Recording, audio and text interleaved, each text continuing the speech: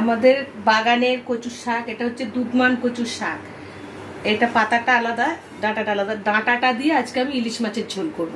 ডাঁটাটা আমি এখন কেটে নিই, তারপরে দেখছি কিভাবে করাবো।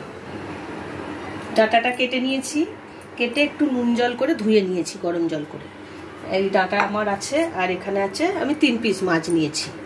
তার জন্য লাগছে আমার নুন, তেল, হলুদ গুঁড়ো, লঙ্কা গুঁড়ো, জিরে গুঁড়ো আর কালো জিরে। জল তো লাগছে।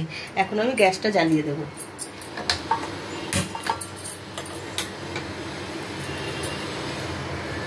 গ্যাসটা জ্বালিয়ে আমি জল দিয়ে দেবো পরিমাণ মতো। মাছটার মধ্যে নুন হলুদ মাখানো আছে, আমি আর একটু হলুদ গুঁড়ো, আমি জলের মধ্যে একটু হলুদ গুঁড়ো দেবো।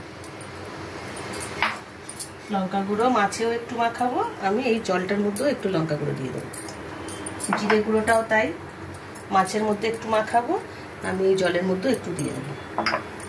জলটা গরম হোক, এটার মধ্যে একটু তেল দেবো।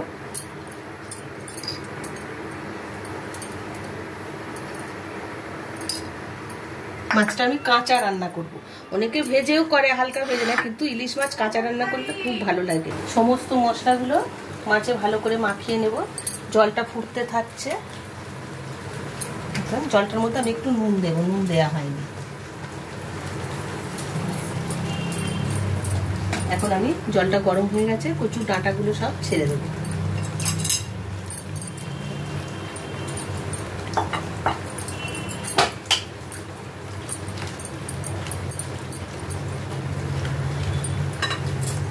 এই মধ্যে আমি মাছগুলো কাঁচা ছেড়ে দেবো।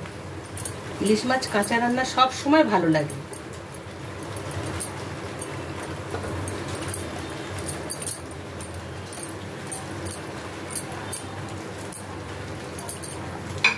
এখন ডাঁটাগুলো সেদ্ধ হওয়া পর্যন্ত আমি 5 মিনিট ঢেকে রাখবো। এখন আমি ঢাকাটা খুলে দেখবো, একদম রেডি হয়ে গেছে।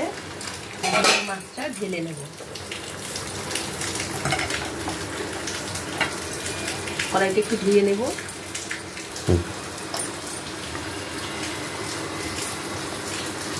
কড়াইতে একটু তেল দেবো।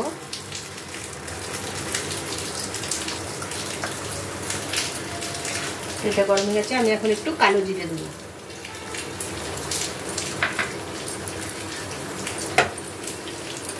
গরম হয়ে গেছে, এখন আমি একটু ডাঁটাটা ঢেলে,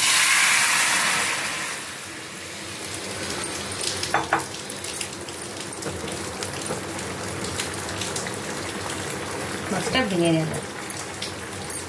ঢালতে দিই, ইলিশ মাছ নরম তো।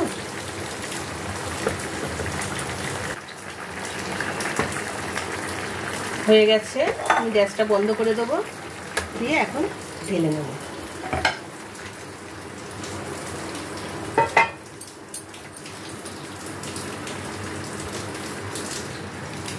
রেডি হয়ে গেছে দুধমান কচুর ডাঁটা দিয়ে ইলিশ মাছের ঝোল।